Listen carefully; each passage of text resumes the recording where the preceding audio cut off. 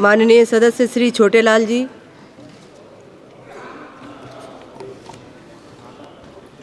धन्यवाद सभापति महोदय।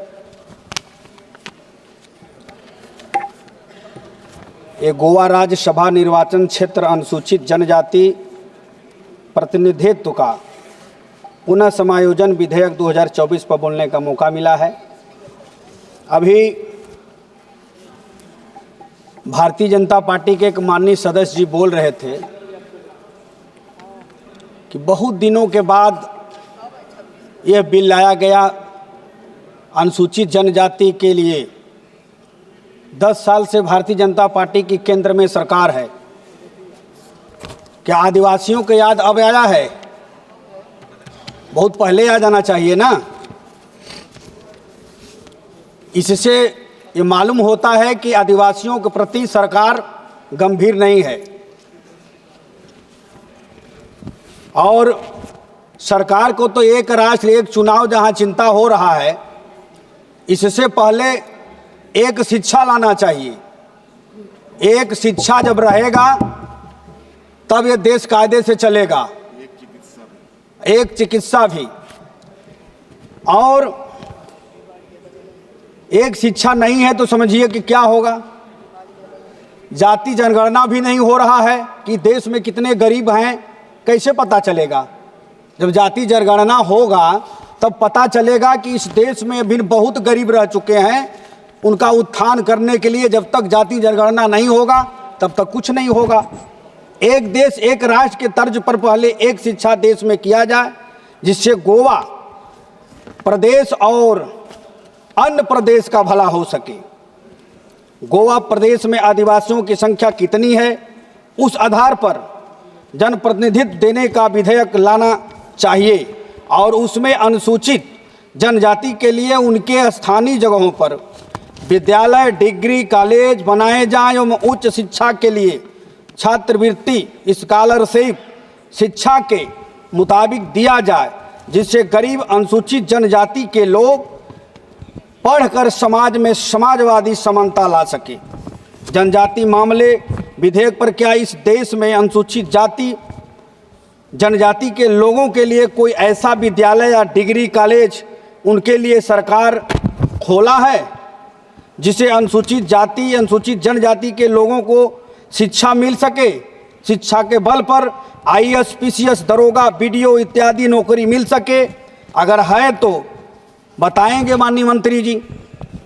यदि नहीं तो 75वें साल संविधान की वर्षगांठ होने के बावजूद 77वें आज़ादी के बाद भी सरकार कोई अनुसूचित जनजाति के लिए अब विद्यालय या डिग्री कॉलेज बनाएगी जिससे आदिवासी लोगों को लाभ मिल सके? अभी तक देश प्रदेश में 2% प्रतिनिधित्व मिलता है, जबकि जाति जनगणना 2001 की हुई है। अब तक उस आधार पर आदिवासियों की जनसंख्या बढ़ी है तथा जिस प्रकार से नौकरी में 7.5% आरक्षण मिलता है, ठीक उसी प्रकार से जनप्रतिनिधित्व गोवा में मिलना चाहिए तथा गोवा प्रदेश के साथ साथ उत्तर प्रदेश सहित अन्य राज्यों में भी लागू करना चाहिए। क्यों एक राज्य की बात हो रहा है? सभी राज्यों को ले लेना चाहिए था। संविधान के 75वें वर्ष के उपरांत तथा 77 साल आज़ादी के बाद आज भी देश प्रदेश के आदिवासी वहीं के वहीं जगह पर ठहरे हुए हैं, कोई विकास नहीं हो पाया है, सरकार सोई हुई है। अध्यक्ष महोदय, फिलहाल आदिवासियों की जाति गणना कराकर उपरोक्त अनुसार 7.5% प्रतिनिधित्व देना चाहिए। इस अधिनियम के प्रारंभ के यथाशक्य शीघ्र पश्चात राज्यों में अनुसूचित जनजातियों की अंतिम जनगणना यथा विद्यमान जनसंख्या जनगणना आयुक्त द्वारा अभिनिश्चित और प्राक्कलित की जाएगी। अनुसूचित जनजातियां आदेशों में किए गए संशोधनों के कारण अनुसूचित जनजातियों की अंतिम जनगणना के पश्चात इस अधिनियम के प्रारंभ की तारीख तक जनसंख्या में राज्य में परिवर्तन हो जाता है। वहाँ जनगणना आयुक्त अनुसूचित जनजातियों की इस परिवर्तित जनसंख्या को ऐसे प्रारंभ की तारीख को अभिनिश्चित और प्राकलित करेगा तथा अंतिम जनगणना में राज्य की कुल जनसंख्या से क्रमशः अनुसूचित जनजातियों की उस जनसंख्या के अनुपात को भी अभिनिश्चित या प्राकलित करेगा। उपधारा 2 के अधीन अधिनिश्चित और प्राकलित किए गए जनसंख्या के आंकड़ों को जनसंख्या आयुक्त द्वारा राजपत्र में अधिसूचित किया जाएगा। राज्य के लिए धारा 3 के अधीन जनसंख्या आंकड़ों को अधिसूचित किए जाने के पश्चात आयोग राज्य की अनुसूचित जनजातियों की समुचित प्रतिनिधित्व देने के प्रायोजन के संविधान के अनुच्छेद 170, अनुच्छेद 332, परिसीमन अधिनियम की धारा 8 और इस अधिनियम के उपबंधों को ध्यान में रखते हुए परिसीमन आदेश में ऐसे संशोधन करेगा जो आवश्यक हो और लोक प्रतिनिधित्व अधिनियम 1950 की दूसरी अनुसूची अनुसार संशोधित हुए समझी जाएगी। अनुसूचित जनजाति आरक्षण संबंधित सभी विधेयक 9वीं अनुसूची में शामिल किया जाना चाहिए ताकि हमेशा के लिए अनुसूचित जाति अनुसूचित जनजाति कानून हमेशा के लिए सुरक्षित हो जाएगा।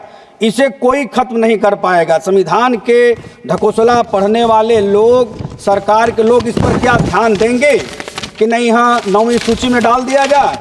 और यदि सचमुच अनुसूचित जाति अनुसूचित जनजाति आरक्षण संबंधित कानून संरक्षित करना चाहते हैं तो 9वीं सूची में डाल देना चाहिए। अध्यक्ष महोदय, असम राज्य के 1 करोड़ संथाल, उरांव, मुंडा जनजाति में नहीं है, शामिल नहीं है, इसे शामिल किया जाए। और चाय बागान श्रमिकों को अनुसूचित जनजाति की मान्यता के लिए असम सरकार की अनुशंसा है इन आदिवासियों को अनुसूचित जनजाति का दर्जा दिया जाए। राजधानी दिल्ली में करीब 15 से 20 लाख भील, गोंड, संथाल, उरांव, मुंडा आदि आदिवासियों का निवास है। इन आदिवासियों को अनुसूचित जनजाति का दर्जा देना चाहिए, दिया जाए। उत्तर प्रदेश में कोल, मुसहर, जो छोटी छोटी कई गरीब जातियां के लोग वहां पर निवास करते हैं, उन जातियों को अनुसूचित जनजाति का दर्जा देकर विकास करना चाहिए। आदिवासियों के लिए और जंगल ज़मीन की तेनुपत्ता हो या पीआर हो, वो स्वतंत्रता से अपना बेच सके। लेकिन अगर कहीं वो तेनुपत्ता बेचने के लिए जाते हैं तो पकड़ जाते हैं, मार कर जेल जाते हैं, तमाम नियम प्रक्रिया उन पर लागू होता है। उनके लिए स्वतंत्र होना चाहिए। 5वीं अनुसूची के प्रावधानों के सही अनुपालन में हेतु देश के यूपी समेत 12 राज्यों में मौजूद अनुसूचित क्षेत्र के इलाकों की चिन्हित कर डिमार्केशन किया जाए और 5वीं अनुसूची के प्रावधानों के अनुपालन की जांच के लिए सभी राज्यों के अनुसूचित क्षेत्र में उच्च स्तरीय केंद्र समिति का गठन किया जाए ताकि यह पता चले कि अभी देश प्रदेश में बहुत गरीब लोगों को कितने लोग रह चुके हैं, उनको जो है कि जनजाति का दर्जा दिया जाए।